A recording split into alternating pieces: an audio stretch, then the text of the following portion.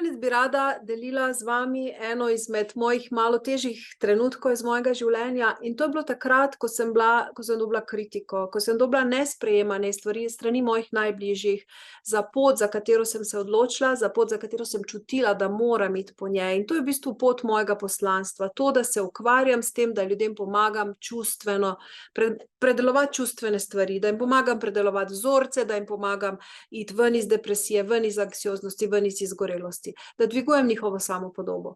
In to v bistvu je bilo delo, za katerega res že zadnjih 12-13 let živim in z srcem to delam in me neizmerno osrečuje, ko vidim transformacijo v ljudeh, ko vidim, kako se družine spreminjajo, ko vidim, kako eno sitno, zagrenjeno, preutrujena mamica postane spet srečna, kako njeni otroci spet zaživijo.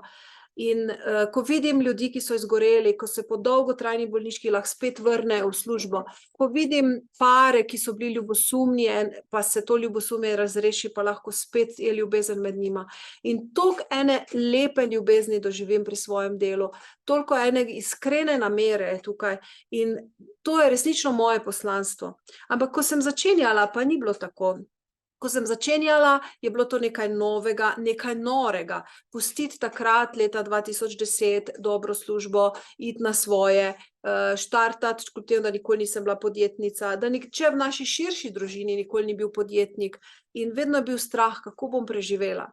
Poleg tega pa je tudi znotraj katoliške cerkve bil vcepljen strah mojim najbližjim, da vse, kar ni v skladu z nekim konvencionalnim načinom razmišljanja, da je od hudiča.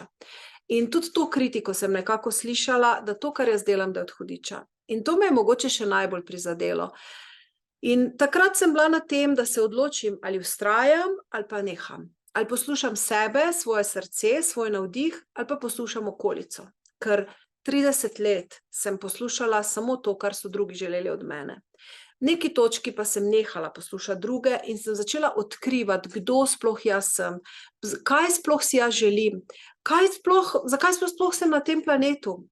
In tudi v tistem trenutku, ko je prišla ta kritika, da je to, kar delam od hudiča, sem se vprašala, a je to res? A je to res? In odgovor meni bil, ne, ni res. Jaz čutim, da to, kar jaz delam, da je polno ljubezni. Jaz čutim, da se pred mojimi očmi življenja ljudem spreminjajo. Jaz čutim njihovo hvaležnost. Jaz čutim, da so njihova življenja mnogo lažja, mnogo boljša. In sem rekla, ne, to ne more biti od hudiča. To je samo delo ljubezni, ki jo čutim, ki preko mene gre do ljudi. In takrat sem rekla, ok, nič hudega. Ne bom zamerila, ne bom žalostna, samo zaščitila pa bom svoje sanje pred njimi, zaščitila bom in šla bom po poti, za katero čutim, da je prav, da grem. In včasih na trenutke je bilo težko, ker sem se po eni strani bojevala sama s sabo, s svojimi strahovi, s svojimi programi, po drugi strani pa tudi okolico, ki ni bila vedno naklonjena temu, kar počnem. Danes je od tega minilo že 13 let. Danes so ljudje, tudi moji najbližji, navdušeni, me podpirajo, tudi če čisto vsega vsi ne razumejo. Nič hudega.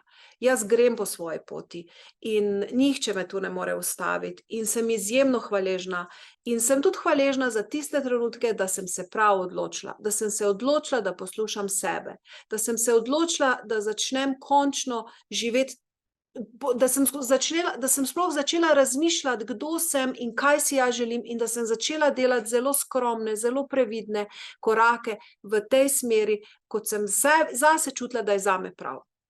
In to bi danes tudi rada vam res iskreno podelila z vami in vas opogumila, da začnite slišati sebe, začnite slišati to, kar je za vas pomembno. Začnite živeti svoje življenje sami, vzamite si ga v svoje roke, pozabite malo na vse, kar drugi hočejo od vas in tudi vaši najbližji, tudi vaši tisti, ki jih imate najrajši. In dajte reči, to življenje je v bistvu moj dar in tukaj sem in kar hitro se odvija in izkoristite življenje, ki ga imate in začnite živeti v skladu s tem, kar vi čutite, da je za vas prav. In to je v bistvu danes moje sporočilo. Oprostite vsem, ki vas ne razumejo v nekih trenutkih, spustite zamere, spustite to, ampak odločite se pa zase. Odločite se pa zase. Odločite se zase. Ker to je edina pot, v kateri boste si zagotovili sebi, da boste vi zdravi, da se boste vi dobro počutili, da bojo vaši odnosi lepi, da boste lahko živeli življenje na najvišjem nivoju. Odločite se zase in začnite poslušati to, kar vaše srce govori za vas. Da pa bi ga sploh slišali, pa si je potrebno vzeti nekaj časa tudi tišine. Tako da tudi to je eno sporočilo, ki bi vam ga rada dala.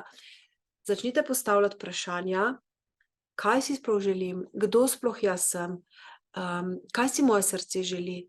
In vzamite si vsak dan nekaj časa, da ste v tišini, da boste sploh prišli v stik sami s sabo. Vsem, ki vas pa ne razumejo, pa oprostite, ampak pojdite po svoje.